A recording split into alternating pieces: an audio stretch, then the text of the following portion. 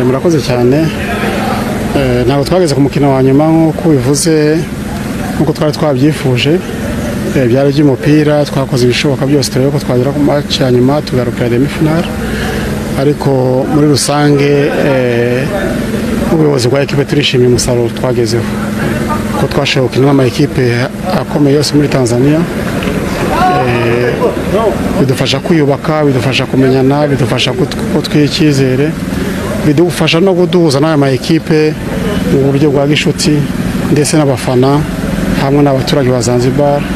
Bidufasha kubaka umubano nabo ku buryo turinze dutamagingo ubona APR bayishimiye aho ugiye hose, ubona batwishimiye, ubona badutumira ngo tuzongere tugaruke tuze guhatana Mapinduzi umwaka utaha. Twaratsinzwe, ntabwo twasubira ku by'imipira byabaye, ariko twaratsinzwe kuko nimba Murandeke yarakomeje ubwo nuko yari yatsinze. Umwe batoza Ndanda ibyo yavuze ntabwo ari byo, twego tuzajyayo nibadutumira. Ndatekereza ko byavuze bifite impamvu zagiye zibitera. Ari ntekereza impamvu umutoza mukuru yanze gukora interview kubera ko ku giti cye avuga ko yumva atari muri mood yatuma atanga interview.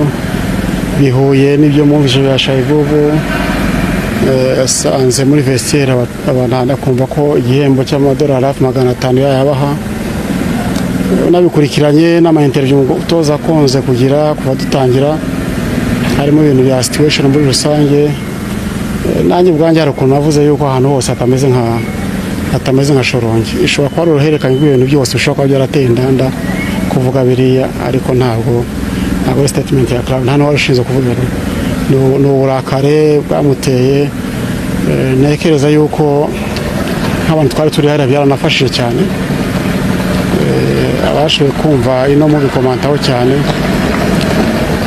Hariya hari ukuntu reaction nk'iriya rimwe na rimwe abantu banayikurikirana, turabona yarakurikiranye, tubona positive impact ku buryo twizera yuko nabyo ari ibintu bagiye bikeburaho, nabo banakubwira ati turabona bitazongera, tuzagerageza ko bitazongera. Muri make niba dutumira tuzasubirayo nta kibazo na kimwe kabisa. Tunabonera gushimira abantu ba Zanzibar n'abaturage, abantu beza cyane, beza bashimishije, b'Abanyafurika ubona bakunda abantu.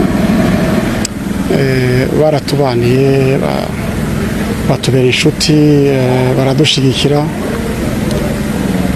Ubwo twatubashimiye, dushimira n'aborganizinze iriya tournaments.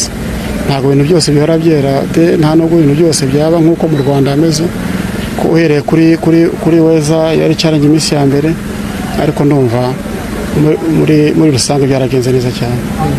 Murakoze cyane.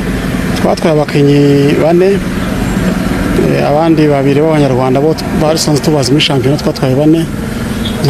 Nta mwanzuro turabifataho. Icyiza ni uko twashoboye kubabona, tuzi aho dufite intege nkeya, uwo tuzabona yadufasha tuzamwongeramo.